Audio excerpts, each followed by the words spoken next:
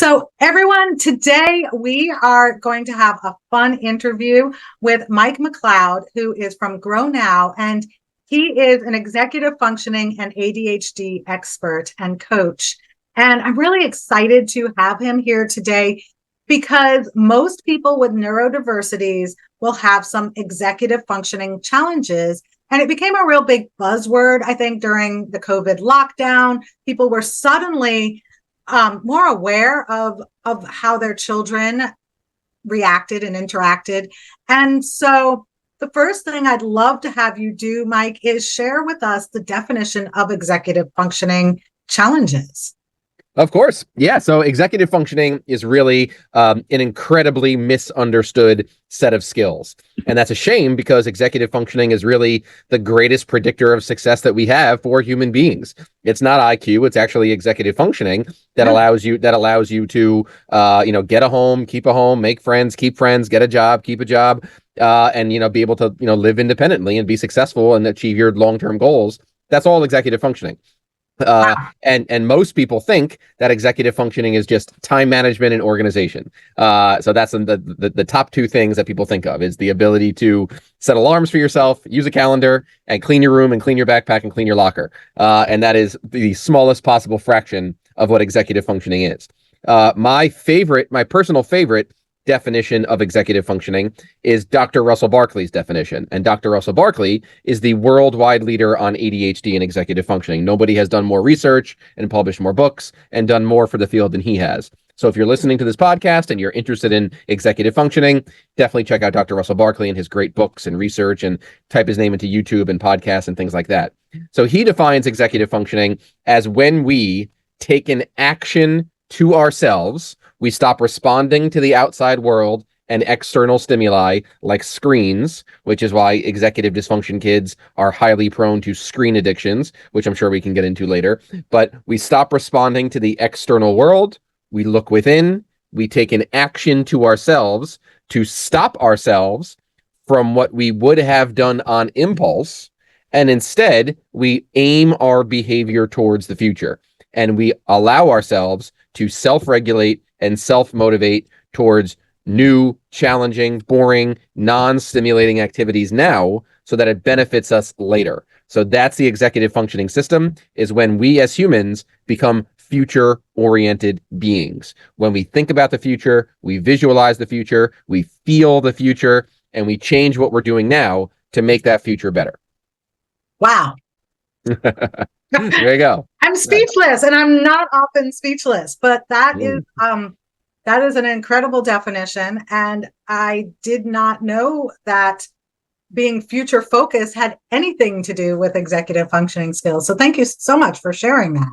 Of course, yeah. And if you think about it, most people think about organization when it comes to time management. And what's the whole reason of organizing something? So it benefits you later. Like, I'm going to clean my backpack out now so that when I get to my next class later, I'll be able to find what I need. Why should I clean my room? So that when I go to bed later, everything is nice. Or when I wake up, everything is clear and things are nice. So the whole reason to manage our time and to organize our time is to benefit our future selves.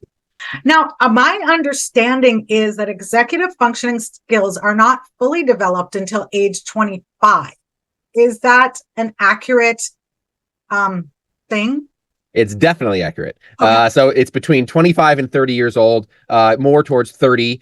So the home of executive functioning is the prefrontal cortex, which is the part of the brain right behind your forehead. So the front part of the brain.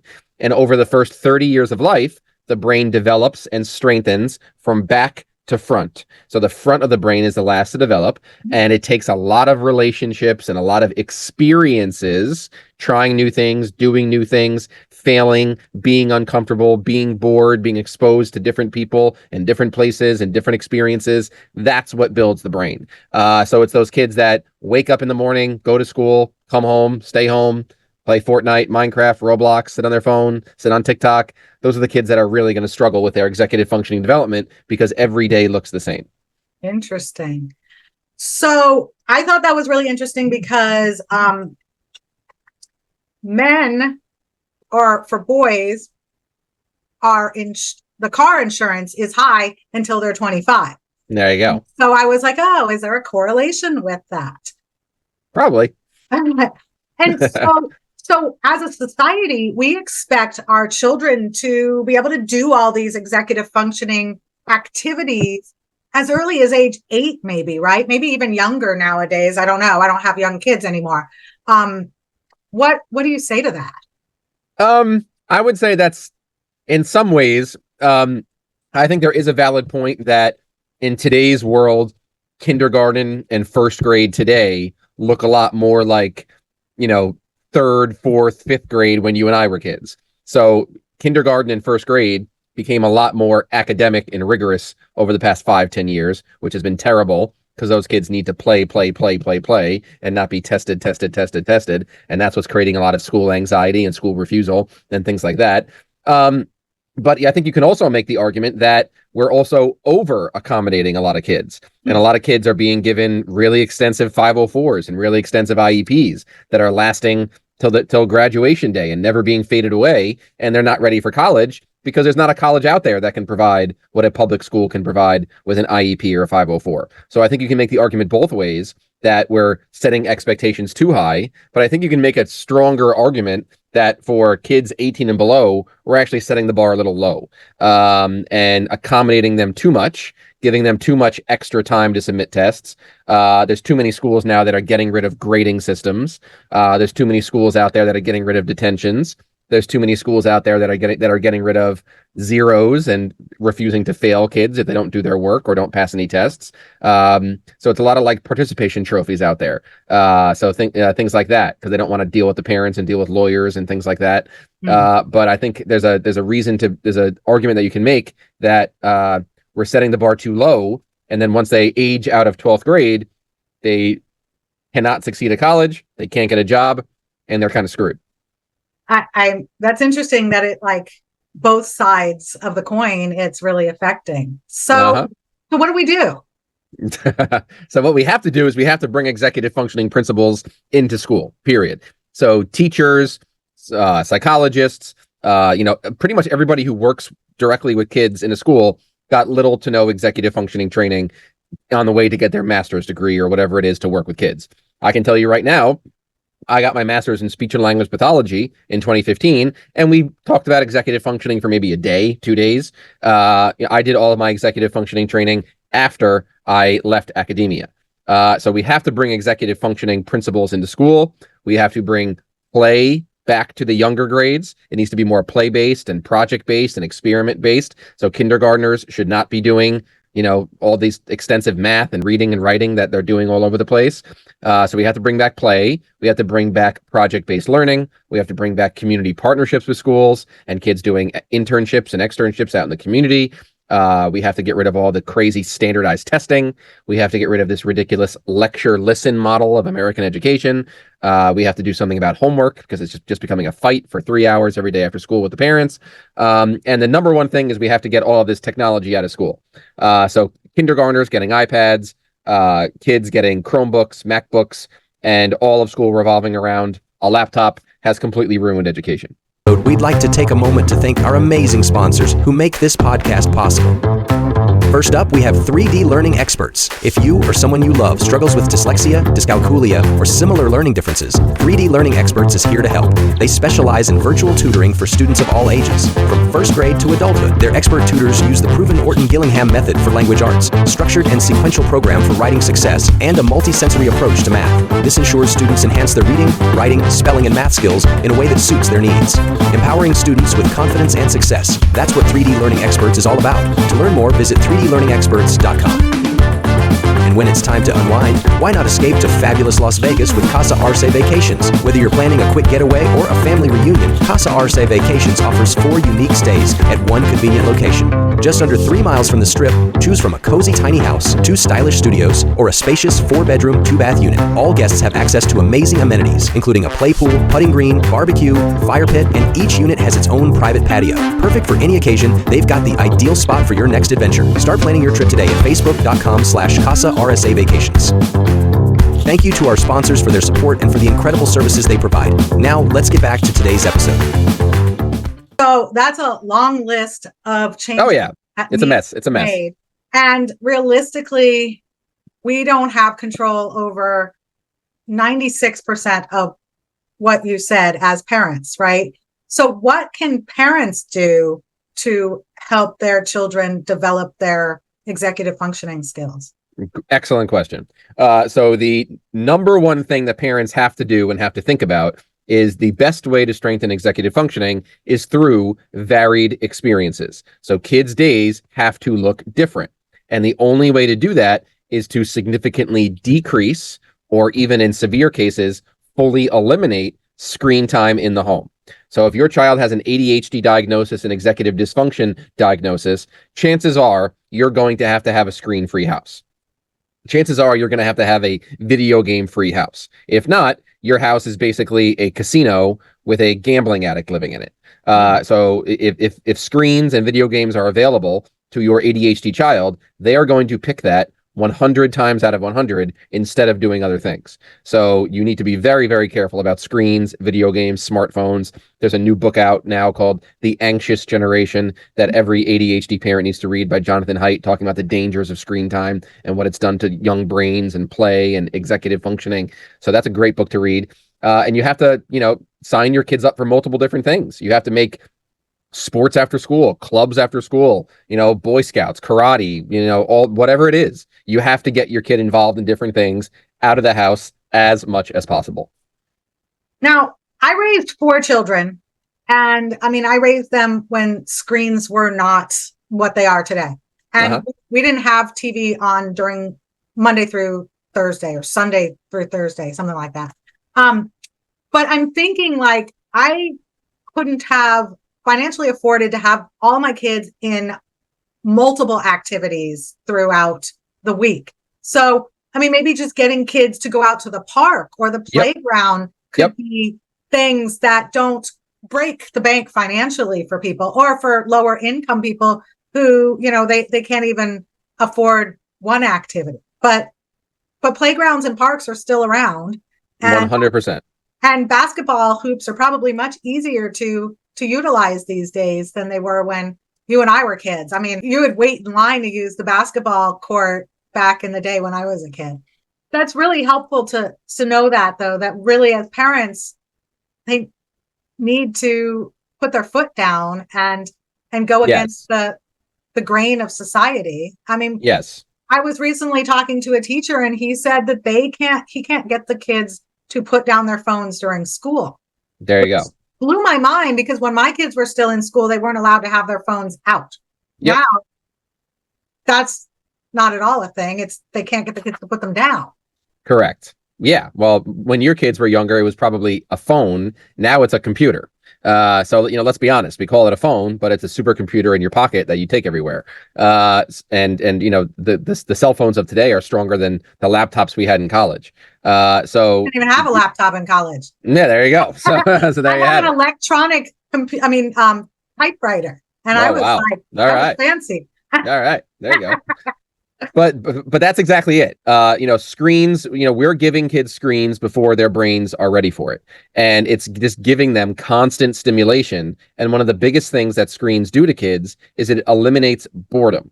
So that's the problem. Boredom is incredibly healthy to the young brain, because when you are bored, you think about the past and learn from the past. You think about the future and visualize the future. You talk to your brain, which is the foundation of all executive functioning. Executive functioning is nonverbal and verbal working memory, which is visual imagery and self-talk. So executive functioning really is a fancy term for your imagination. It's your ability to use your imagination. And we use our imaginations when we're bored and we're trying to entertain ourselves. But kids today are not bored. They're getting constant dopamine drips all throughout the day by touchscreens and video game controllers. And you expect your kid to do homework after playing games, after being on their phone. You expect them to want to go do social activities. You expect them to want to sit at the dinner table and talk about their day and answer questions about school after being on their phone and playing games. We're constantly asking these kids to go from most stimulating to least stimulating, and it's causing all these fights. when you're a parent, you have to be very cognizant of the screen time. You have to keep smartphones away until upper high school, no smartphones until upper high school. And if your child has ADHD, you need to make sure they do not have access to an Xbox, a PlayStation, a Switch, a gaming computer, a smartphone. You have to be very, very careful about the screens that they're exposed to, because it will be an experience killer and a boredom killer and a skill builder killer. Yeah, my daughter has a 3-month-old, and they plan on having not giving her any tablet or anything. Oh, no. But you cannot give a baby a tablet. Well, not as a baby, but as a little kid, because these days parents give the babies a tablet or a phone at the restaurants, right? So we've talked about that. But what I was getting at is my daughter says that when they are watching TV, this 3-month-old turns around and is glued to the TV. At 3 months old, which they already intended to not introduce her to any of these things. But at 3 months old, she'd rather watch TV. Of course. It's yeah. crazy. Why wouldn't she? The what's on TV is, HD TV now is so bright and stimulating and captivating. Going back to what you said earlier about the whole restaurant thing, like, honestly, like, I get it. I get the whole restaurant thing. Like, I'm pretty much the anti-screen guy, because I just go off of the research and I don't sugarcoat it.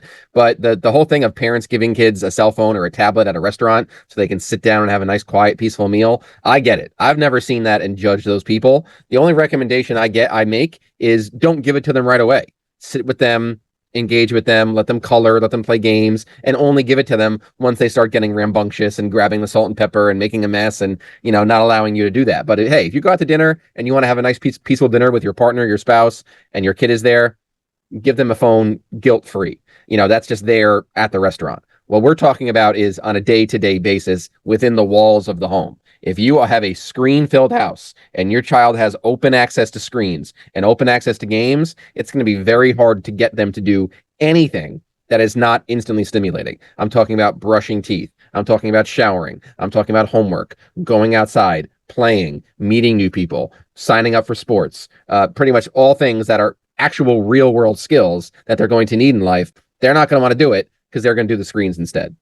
Since most kids are in front of the screens, it just makes me wonder what we're looking at in 20 years. It's going to be a mess. And that's what the Anxious Generation book talks about, is how difficult it is. And colleges are already seeing it in terms of decreasing college applications. So less kids are applying to go to college. More people are applying for unemployment. Failure to launch is greatly increasing. So kids are turning 18, getting a high school diploma, and going right to their parents' basement where they are completely unemployable and not going to go to college. So we're already seeing this avalanche of issues coming. Mm-hmm.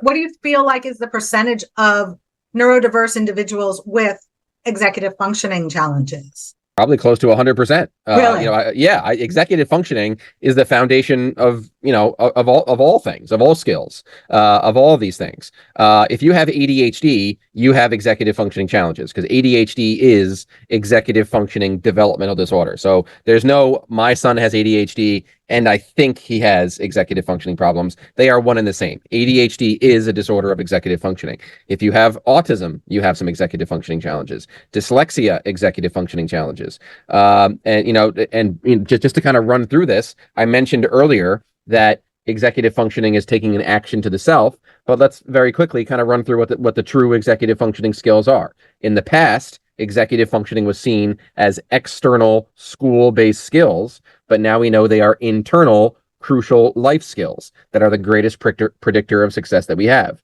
So number one is self-awareness, so the ability to be aware.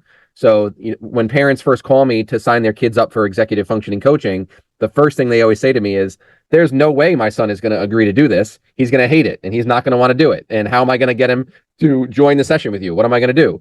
And I have to remind them, it's a disorder of self-awareness. They don't think they have a problem. They think that you're just an annoying mom and you're on his back all the time. They don't think they need it. So it's going to be my job to provide him a fresh, unique, engaging experience to get him motivated. So it's my responsibility, not the parents. So self-awareness is the ability to be aware of one's strengths and needs, likes and dislikes, and to perceive your environment and perceive your impact on others. So self-awareness is a foundational skill that people start to see as babies. Little babies will start to realize, hey, when I cry, people come and help me. I get milk. If I smile at mommy, mommy smiles back. So they start to realize they have an impact on their environment. Number two is self-regulation. So the ability to regulate your emotions, your language, your body, your behavior in various environments towards various stimuli. So individuals with ADHD and executive functioning challenges may have a very, very short fuse, especially if they're screen addicted. There'll be an even shorter fuse. But anger and frustration and yelling and arguing and emotional manipulation and noise and complaining all the time will be a big part of their self-regulation issues. And this down the line leads to anxiety, negative self-talk, and all that kind of stuff.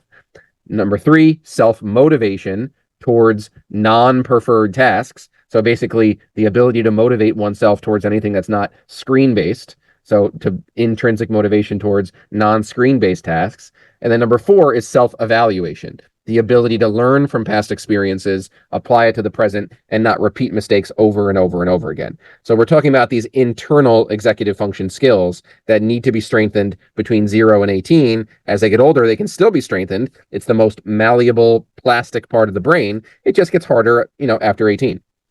So how do you help students? You said it's your job, which I thought was very interesting. And I'm sure parents love to hear that it's not their responsibility to excite their child to participate. So what do you do to help them get excited about it? Of course. Yeah. So basically what we do is we follow the true American Academy of Pediatrics and the CDC recommendations for ADHD and executive dysfunction, which is number one, internal skill building, which is what we do. Working with them to strengthen nonverbal and verbal working memory so they have an internal system of checks and balances so they can better self-regulate and self-motivate. And we also, the number one recommendation for ADHD and executive functioning challenges is parent coaching and parent training. The parents have to be involved, and you have to coach the parents on how to best create structure in the home, to increase accountability, to get them into varied experiences, how to use specific language with them, how to use less language with them, because parents tend to talk too much at their kids and prompt their kids too much, which creates more dysregulation. Language makes dysregulation worse. So lots of parent training, and we work with the child because that helps us to individualize the parent coaching because we have a better view of who this child is. So basically what we do to keep the kids motivated is we provide them with a fresh, unique, engaging experience. It's all tailored towards a unique individual. It's not like virtual school, which was lectures about math, science, social studies. This is all one-on-one tailored towards the child. And what we do is we make it a quality of life focus. You gaining these skills is going to help you gain the independence you want. There's not a single child out there, single teenager, young adult out there that doesn't want some sort of independence. That's a natural human-based need to be independent, to be successful, to accomplish these things. And parents may be hearing that and saying, my son doesn't want to be successful. He doesn't want to be independent. He doesn't do anything for it. It's part of being a human is wanting to be able to do things on your own. Like everybody wants to be the boss, the supervisor, the captain, whatever. Everybody naturally wants those things, but having a quality of life focus, gaining these skills, trying new things, doing these things, and making it different than the therapies that don't work, like cognitive behavioral therapy, talk therapy, DBT, counseling. Those things aren't going to strengthen executive functions. So showing them that they're having real world progress, they're gaining real skills, gets them motivated to the session and makes them want more. And how long does your program usually last? That's a very common question, and there is no average. Every single kid is different. So that's a very common question that parents tend to ask, especially once you start talking about pricing. Well, parents will be like, oh, but what's the average number of sessions until you see progress? When you really sit and think about it, you can start to see why that is an impossible question to answer. So ADHD and executive function are both on a spectrum. Every single child is different. Some are mild, some are moderate, some are severe. And it's, every single kid is different. Every single child has their own unique set of goals and programming. And some stay in the program and just upgrade their goals. But it's always our goal as the provider to make it as short of a process as possible. So we start with weekly sessions. As we see progress, fade to bi-weekly, once a month. And the plan is to always give the parents the tools, give them the education, give them the parent coaching so that we are no longer needed as the specialists and the parents now know what to do on their own in the natural environment. You said provider. So to me, provider is a medical term. Does insurance cover your services? No, it does not. So coaching is not therapy. It's not counseling. It's not a medical thing. Maybe I shouldn't have said provider. It's really the coaches. It's executive functioning coaches and parent training. And insurances are not going to cover coaching and parent training. Right. Like insurance doesn't cover my tutoring either. Correct. But Yeah, I just correct. wondered. And so going back when you were talking about all people with neurodiversities are going to have executive functioning challenges. So is that why my desk is always a mess? And as much as I try, I cannot keep it tidy. I suppose. But that's kind of that old school view of executive functioning. Of my room is messy, my backpack's messy. I have executive. You know what I mean? It's really just more of you certainly could clean it, but are you motivated to do so? If you're not, like, it gets messy from all the work you do throughout the day. So once 5 o'clock hits, it's all messy. But do you, once 5:15 hits, can you motivate yourself and regulate yourself to clean it up for the next day? That's really what it is. Well, I've got this pile. I want to show it to you. But then I don't. But it's a pile that, like, just the stack just keeps getting bigger. And yeah, I'm terrified to even get started on it. But I'm sure there's some really important papers at the bottom of it. Yeah. I have a pretty similar issue. I have ADHD myself, and I have a lot of I'm in my basement right now. I also have a 3-year-old daughter, so she tends to trash the place the day after the cleaners come. But yeah, I'm pretty messy myself. And so you said you have ADHD. Is that how you got started in this profession? Kind of. In some ways, I started as a speech and language pathologist. I ended up working with several doctors and neuropsychs and, different nonprofits. And I kind of just naturally found myself. I was diagnosed as an adult, not as a child, but obviously it made a lot of things from my childhood make sense. But it all sort of just worked that way. It all kind of just worked naturally. I always wanted to be a teacher or a therapist or something in education. That was something I always wanted to be since I was a kid. So I found myself into speech pathology, doing more one-on-one work as opposed to classroom work. And then, the people that I was surrounding myself by, kind of just really working and networking and meeting people in the field, I naturally found myself captivated by executive function. So I kind of followed that route. And do you do it virtually or just in your area where you live? Virtually. Yep. Virtually all across the country and internationally. So we work with students all over the world. You say we, so do you have other people who are doing the coaching as well? Yep. We have several GrowNOW coaches that have been trained by me and work through GrowNOW. Yes. Awesome. And so how can people reach out to you if they are interested in learning more about your services? Sure. So my website is GrowNOWADHD.com. You can go right on there and learn about our services and fill out a very quick form, which will then, send you a link to set up a free 10-minute call directly with me. People call me and they expect to talk to like a secretary, but it's me and it's me who will answer the phone. So GrowNOWADHD.com is my website. And my Instagram is at GrowNOWADHD. So follow me on Instagram, shoot me a message on there if you heard the podcast and let me know if you enjoyed it or if you have any questions. That's a great place to send me a message or, comment on one of the videos. And you can go to my website and send me a message directly. Awesome. And do you have any final tips or things that you want to share with our audience? I would just like to further stress that importance of experiences and relationships. This is in this screen-based world, there's probably never been a harder time to be a parent. And there's probably never been a harder time to be a teacher either, with everything going on with schools. But it is your responsibility as a parent to learn about authoritative parenting. Authoritative parenting is warm, nurturing, 50-50, democratic, all of those things. It's not authoritarian parenting, it's authoritative parenting. Learn about authoritative parenting and know that you are the parent. If you are paying your child's phone bill, if you're buying the Xbox, you're buying the PlayStation, you're buying the Switch, all of those things belong to you. You have the right to remove them from the house, and you have the right to do that permanently. You have to get your kids out and about experiencing the world, because if they're living their entire childhood and adolescence in the virtual world, they are not going to be ready for the real world. Very, very good point. Thank you, Mike, so much for taking the time to share with us your expertise about executive functioning skills. I appreciate you coming here today.